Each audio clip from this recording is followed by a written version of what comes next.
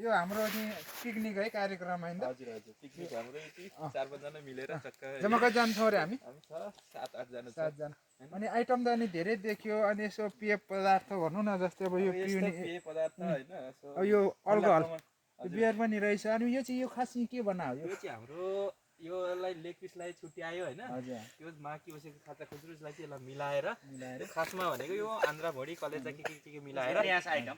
भित्री आँस आइटम रे भन्ने कुरो भयो यो सलाद भइगयो हैन यो सलाद भइहाल्यो यो रोस्ट यो हाम्रो जानी नजानी बनाएका रोस्ट है एकदम दामी छ है लेग पिस है एकदम छ हेर्नु नि यहाँ लेग पिस हेर्नु जम्पिङ के पिस यो सबै छ है यसलाई यस्तो खाएर है यो खाँदा त यस्तो मजा आउँछ होला है साथी है अझ यहाँ कुरा सुन्नु यसलाई यहाँ गार्ने अचारमा है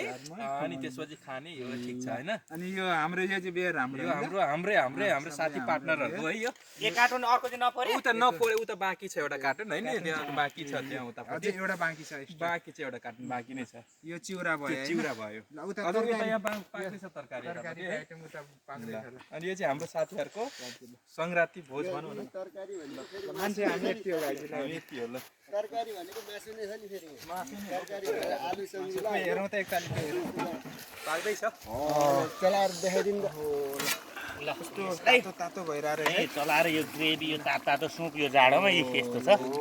हैन तर पुरै लोकल हाले यो साथीहरु सबै पत्रकारको